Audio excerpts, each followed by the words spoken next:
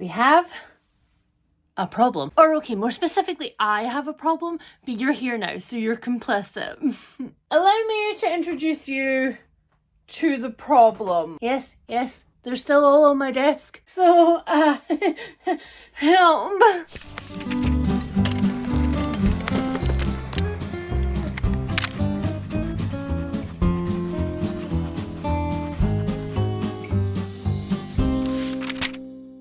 It's Win and welcome back to a brand new video, or as my videos more commonly should be subtitled these days, welcome back to a new dilemma. Because realistically, who would we even be on this channel if we were not having multiple dilemmas per year? And today's dilemma is, I will admit to you, not entirely unique. This may or may not be a position that I find myself in often. Specifically, of being at the start of a brand new month and desperately wanting to create a TBR, which, as we all know from the days of stack, it traditionally goes better for me if at least some of that stack is physical and like in my eyeline at all times. A little bit of like object permanence magicry. But despite the fact that it is the start of the month, I still have all of these. These are brand new books that I just hauled for you guys in what might have been my last video.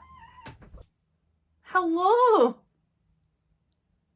Yep, that's okay. That's my water. That's my water. That's not your water. That's my water. And they're all still just sitting on my desk. Partially that's because when the chronic things do chronic, this room does tend to be the one that goes by the wayside the quickest. Things often do tend to just get slung in the door or like gingerly placed on the desk, in the bitter and desperate hopes that there will be some brownies in the walls which will just do some tidying up for us borrower style. But sadly, mostly for me, I'm not that type of witch. And so this stack falls into my responsibility bracket, which means that in order to get this put away, we're gonna have to gamify this just a little bit. And while we're doing that, we're gonna freshen up this library. We're gonna give it a little like spiff, a little zhuzh. Fresh like me. And also, like the sponsors of today's video, HAULED. HAULED started all the way back in 2020 with the mission to kick single-use plastics out of your bathroom once and for all. And since then, HAULED has come in hot with all of the products, from refillable natural deodorants to shower gels to lip balms. You name it, they are tackling plastic one forever case at a time. And my favourite part about HAULED, every single one of their products is powered by plants. There are no parabens, no aluminium salts, and nothing has been tested on animals. Absolutely everything is completely vegan. But HAULED is all about innovation, and now they are launching a brand new product which we are all obsessed with. Introducing HAULED Roll-On Deodorant. Now, I am a die-hard stick girly. I have been using stick deodorant since I was in high school, before they were popular. And my friends at HAULED knew that it would take a gigantic, ginormous push, a product that was truly, truly special,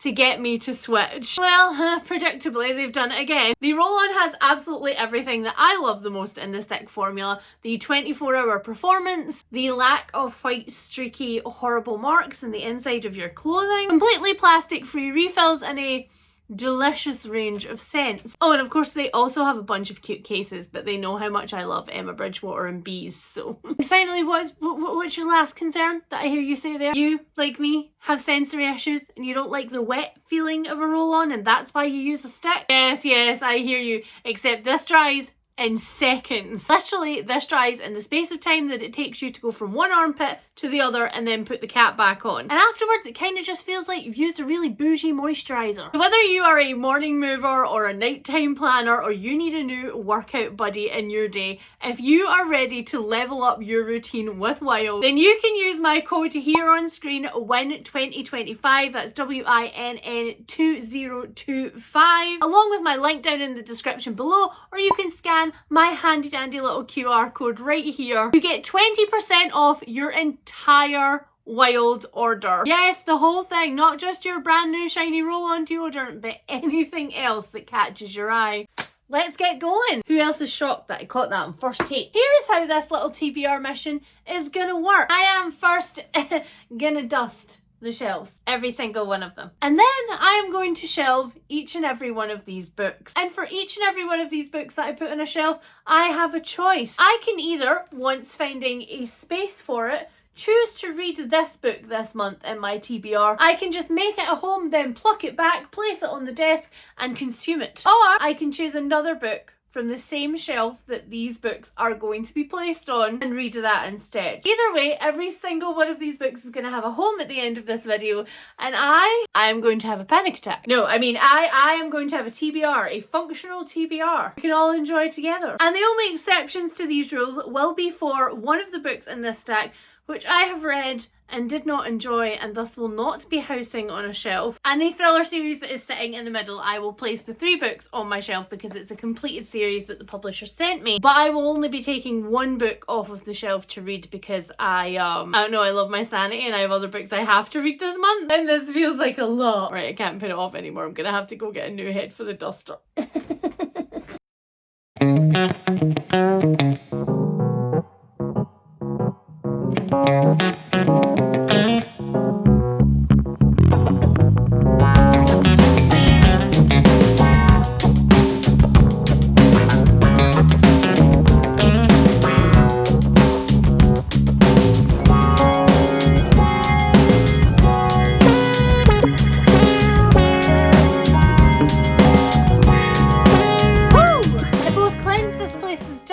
And also its energy. And I did it all without giving myself the spicy lungs. Sadly, less good for me is the fact that it is now time to start shelving. We are here in front of my thriller bookshelves because we have this delectable selection of bookie books to try and shelve. The bottom we've got We Are All Guilty Here, which is the new Karen Slaughter. Then we have Don't Let Him In by Lisa Jewell. And then I have the Odd Trilogy.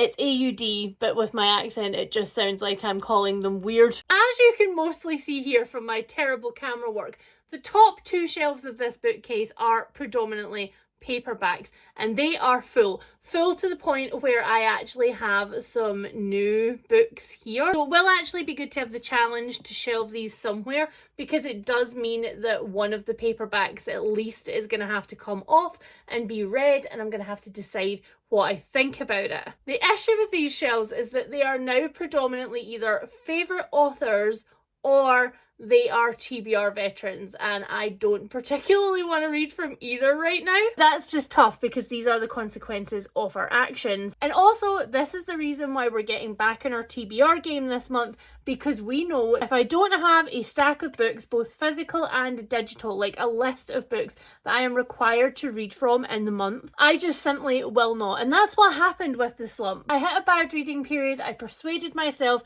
that it would be a good idea if I just allowed myself to mood read for a little while. That always goes so well for me. And now here we find ourselves staring at shelves, wishing for inspiration and wanting to read absolutely nothing from what is on there. Now, as we can see, the hardback shelves are also pretty packed. I do have a space down here at the end next to The Lost Man, and here I don't know what has come out of this space, but it's been there for a while, so I am going to assume that it's not something that one of my friends has borrowed, but it is in fact a book that I've unhauled in an actual space, which is good because the Lisa Jewell hardbacks live here. So all I'm gonna do, maybe if I can, is shove these along a little bit, make a gap, and roughly alphabetize the new Lisa Jewell. So as per the rules, that means that this is one of the shelves that I have to pick a book from. And there is obviously a temptation to just pick the newest Lisa Jewell book because I know I'm going to read this soon and I know I'm going to fly through it and whether I love it or not. However, I have to be honest with myself and say that there are 3 books on this entire shelf that I have not yet read. So one of them is The Reappearance of Rachel Price by Holly Jackson, which is a YA thriller. I was not allowing myself to read this at the time that it came out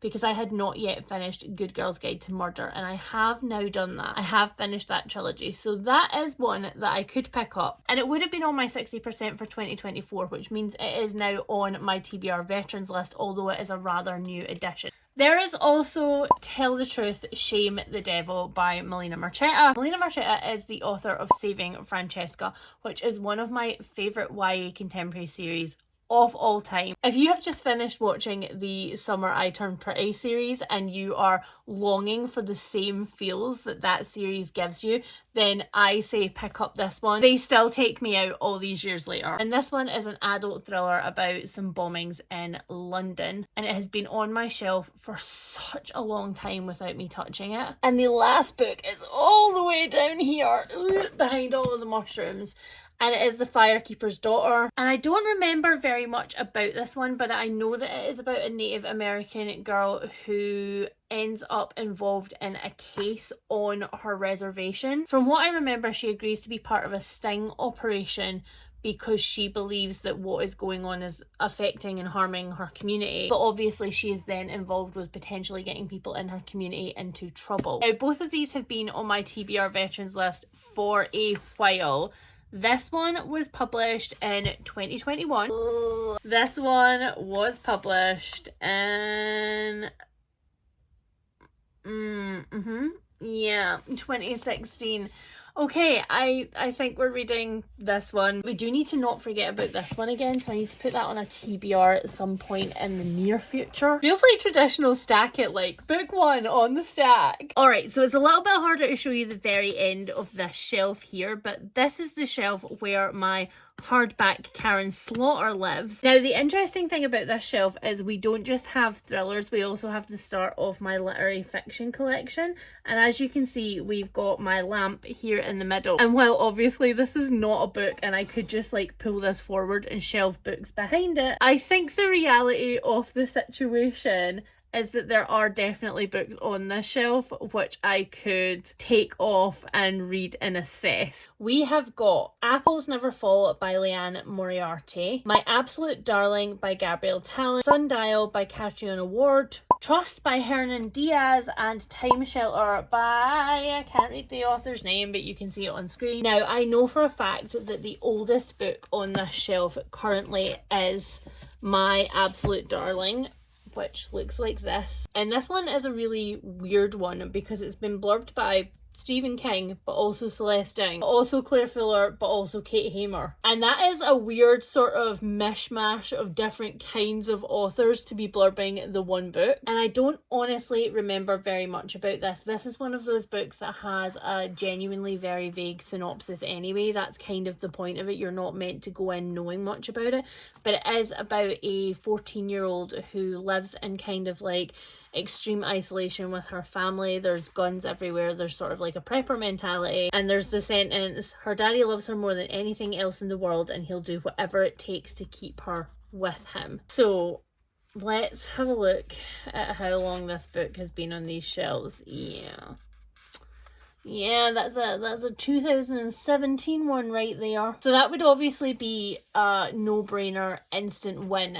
However, the other book that I am a little bit tempted to try and knock off is Apples Never Fall by Liane Moriarty. I am an old school lover of Liane Moriarty before she started to get tons of mini-series and stuff like that. But I sort of love her oldest releases to her like mid-releases. So I'm talking things like What Alice Forgot, Truly Madly Guilty. This was the first one that came out after 9 Perfect Strangers, which was a complete and utter unmitigated flop for me. And so I am a little bit terrified of it, and I don't know if it's going to be the kind of contemporary thriller that does it for me anymore. Now, this one is much newer. This one was 2021, and it is essentially, from what I can see, because I have forgotten, about a missing person. I think the mum from this family goes missing. There are 4 adult children and a husband left behind. I am as enthusiastic about this as it sounds, which kind of suggests to me that I should maybe put both of these on a TBR. This is always what happens to me. I then overreach, I make rules for myself, and then I'm like, I can do better than that. So I think it's definitely between the two of these. And again, while it would probably be a really good idea to get the really old one off of my shelf, and I mean, that's another TBR Veterans vlog right there, I feel like this one has more potential to go unread. Okay. We're going to go with My Absolute Darling because I can see where this stack is going, and I think it's going in the direction of the very oldest books on these shelves. So let's just go with that. That leaves us room. We are Gilly here. next to the Good Daughter, where hopefully it can marinate in the energy of the Good Daughter. Hopefully the Good Daughter can maybe just rub off against this one so that I can love this as much as I love this, because I have a lot of doubts and I would like to be proved wrong, please. Alright, so genuinely, while the cat is off of the cat scratcher and I can balance you on the highest tier, I need to shelf this one. This is Ask Not by Maureen Callahan, excuse me, pun. I have read this, I absolutely loved it. Curiously enough, for my non-fiction shelves, which are 5 shelves deep on this bookcase, which is a thing that only my fantasy and downstairs my half Billy bookcase with horrors can say that they have that much real estate. All of the non-fiction, in fact all of the books on my shelves, are split into paperback then hardback, and they're alphabetized by author surname. And for some reason there just aren't very many author surnames that are at the start of the alphabet on my non-fiction shelf, and that gives us a very, very narrow window to work with, because this actually goes on this top shelf up here. So up here on this top shelf, after I did all of my rearranging, we have all of my little books. These are like the 404 Inkling series and some like palm-sized hardbacks and stuff, decorative books or like small samplers of people's work. And then we've got the start here of the paperback collection. Alright, so books that I have not read from this shelf. I have not read Hollywood's Eve, which is actually a gift from Sarah after we had the catastrophic experience earlier on this year with this monstrosity. But that's very, very new, like that's only been there for a couple of months. Then we have got Things No One Will Tell Fat Girls by Jess Baker from The Militant Baker. I'm not sure how long this one's been sitting there, but I don't feel like it's been like a tremendously long time. We have a investigative memoir here, She Left Me the Gun. And then we have What We Fear the Most by Dr. Ben Cave, a psychiatrist's journey to the heart of madness. Now, you may sense the dubiousness in my tone about this one, and that is because this book does a couple of the things that I hate the absolute most about trends in publishing. It comes hot off the heels of this book, which is one of my favourite books of all time. This is The Devil You Know by Dr. Gwen Adshead. Gwen Adshead is a breakthrough psychiatrist in this field. She is one of the first female psychiatrists who got to work with people who were in situations like Broadmoor and high security incarceration institutions, working with people who again have done some pretty horrific things. And she talked in this book about the idea of radical empathy and the idea that if you are going to put somebody behind bars, even if you never plan to integrate them back into society, that does not mean that they don't deserve some form of counselling and psychiatry and ability to understand themselves. And it's just so nuanced and wonderful. However, are we seeing some similarities here? This book has clearly been either commissioned or happened to be written and bought around the same time as this one. The covers are very similar, which is the publisher trying to market to you that if you like this one, you will also like this one on a subliminal level without saying it, you know, out loud, without tying these books together. And the other thing that I find massively red flaggy about this is that while this one here is blurbed by a bunch of places that you would expect a hit book in paperback format to be blurbed by, like The Observer and the Wall Street Journal and the Guardian and stuff, because I did listen to this one on audiobook when it came out and then went and purchased myself the paperback because I could not have it in my collection. It is a shelf trophy, if you will. But this one is blurbed by people like Joe Brand and Jeremy Vine and then other male doctors, and it doesn't specifically say what any of these people are a doctor of. I think this was a supermarket late night purchase and it has been on my shelf for quite a long time. I think I'm just gonna pick this one because one way or another I will either eat my words or I will be back here at the end of next month telling you that this was in fact complete pants. Okay, so I've just realised that I did actually just walk away from these paperback thriller shelves without actually doing anything about these books, which is one of the things that I do quite a lot. When I'm shelving books, I like sort them into their genres and then I pop them on the front of shelves, and sometimes it means they just stay there like that. Now realistically, I think it would be a good thing to stack this series in here and to just take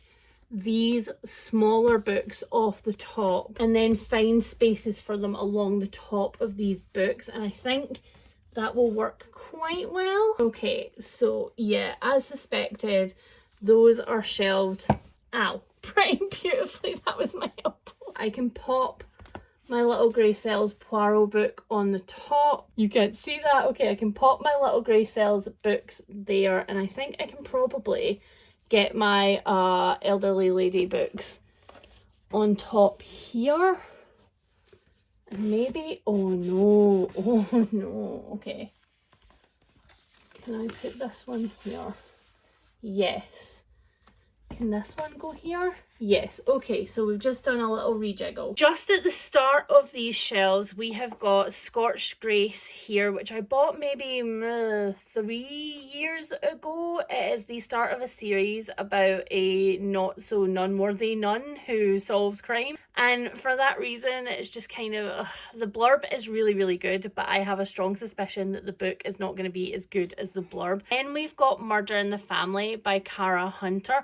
This is the last book that I've got on my shelves that's kind of like written like a true crime investigation. This one is written almost like a Netflix show has gone in to look at a cold case. And then over at the other end here behind my psychiatrist thing, we've got a couple that I haven't read. So I haven't read Amy and Land by Sadie Jones, which is a thriller that came into my possession from a friend. That friend really, really liked it, but I haven't looked at it since I shelved it. And then we've got Sister and Afterwards by Rosamund Lupton. You guys know that I love 3 Hours by Rosamund Lupton so very much, but I've never managed to bring myself to read one of her other books, and it's stupid. It's okay. Do you know what? It's stupid, and I don't know which one of these that I have on audiobook, but I'll be choosing one of these. Okay, so it's Afterwards, which I'm now struggling to get off of the shelf. It is Afterwards. Please don't judge Rosamund Lupton's books by these horrific covers that she has been gifted. I don't know what she did to her publishers to get these covers, but they're terrible. 3 Hours is one of my favourite thrillers of all time. It takes place in 3 hours around a school shooting in the UK, which is obviously very unheard of. Most sort of like thrillers that deal with it in the States because of the obvious horrible prevalence of gun violence over there. And this one also takes place around a school, but this one is about a school fire and a mum who runs inside to try and find her children and sees something while she's in there that changes everything afterwards. So this is turning into the most TBR veterany stack that I've ever seen in my life. Okay, so this is the stack that we are left with. We have got the Firelight Apprentice, and I can tell you right now, there is genuinely a spot on the shelf next to Garlic and the Witch and Garlic and the Vampire for this. I'm not going to struggle to fit this on the shelves at all, but I am going to read it because it is a standalone graphic novel and it'll be a nice palette cleanser. So this one is going on the TBR. However, we are then left with Black Magic, which is a classic, but I think a sci-fi. Then the first in the Starbright series of book boxes from Illumicrate, which is Overgrowth by Mara Grant or Shauna Maguire. And then we've got The Listeners by Maggie Stiefvater. Here currently are my sci-fi shelves. The shelf above this, oh, I didn't actually put this on the shelf, I need to do that. The shelf above this is the Bone Season series by Samantha Shannon, so that kind of like falls into like the sci-fi urban fantasy bracket that lives down here.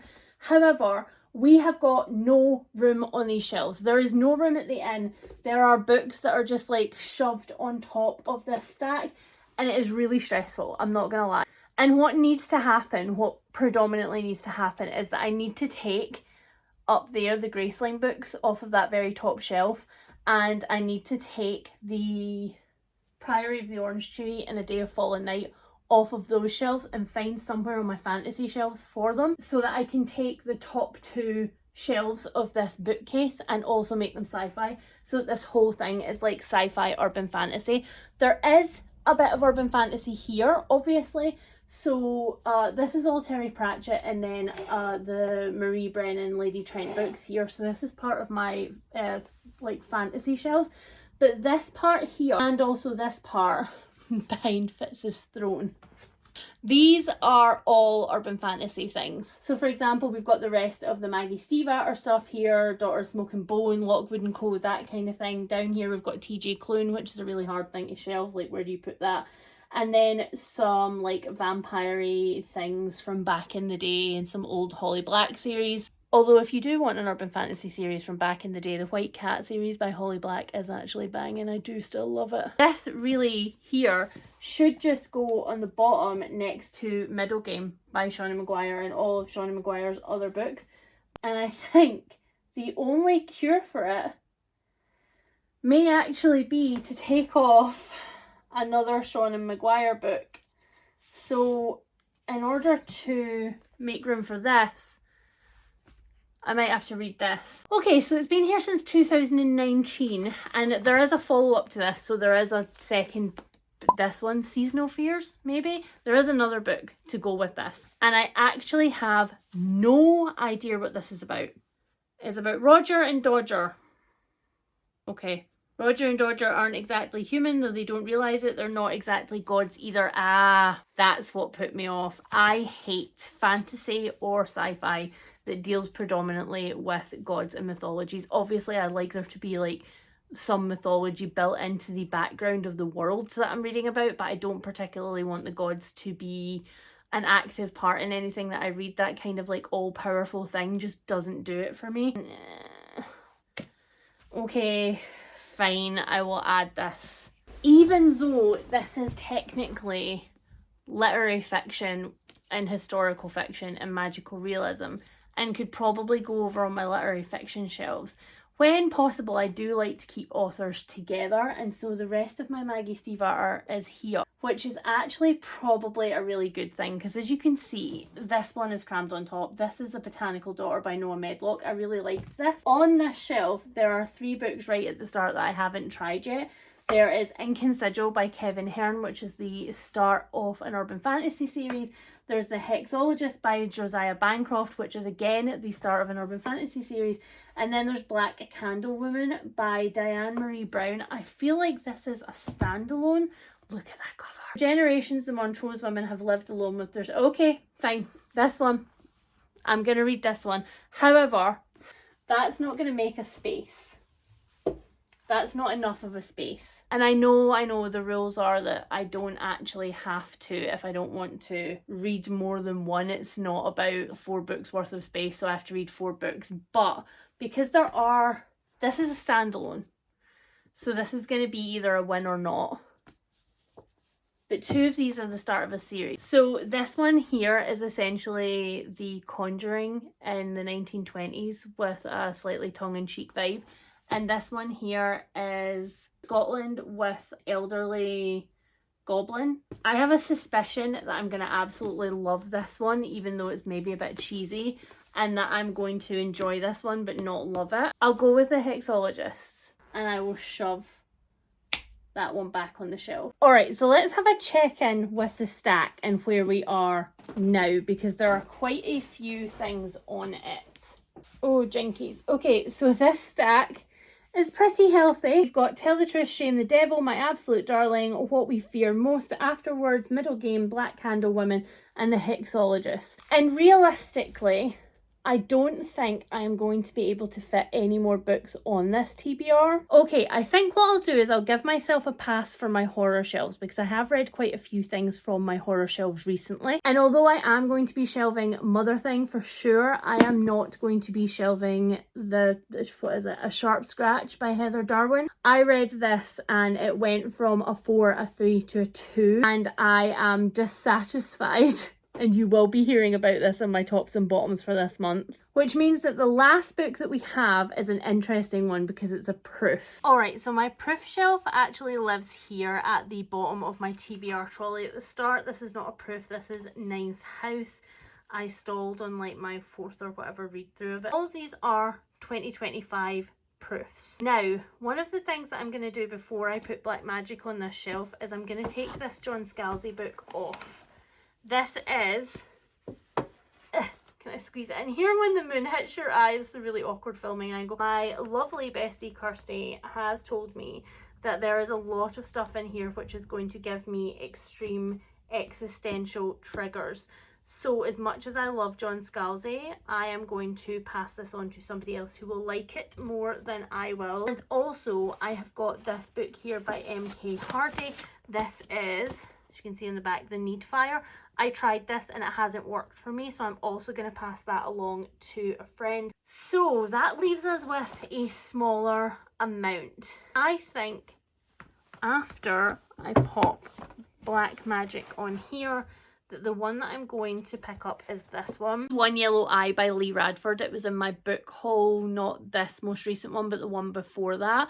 And as disturbing as the cover is, because it is like, the blurb for this one has a kind of zombie apocalypse has happened. She's keeping her very dead partner in her house and is trying to find a way to bring him back from the dead. And I was a little bit unsure about it, not gonna lie. I wasn't sure that zombie vibes were gonna be for me, and so I think it's a good one to get this off of my proof shelf, because again, if I don't enjoy it, I can pass it along to my friend.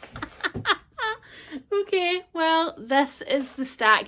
This really does feel like old school stack it. Thing is, even though this seems super ambitious, this will motivate me so much more than having a mood reading TBR that I'm just not going to touch. And also, we know, because there is clearly a TBR Veterans vlog coming in here somewhere, that my TBR Veterans have not been working for me very well, and so I feel like quite a few of these books might not be going back on shelves after all. Alright guys, that is it. We are at the end of my TBR for September.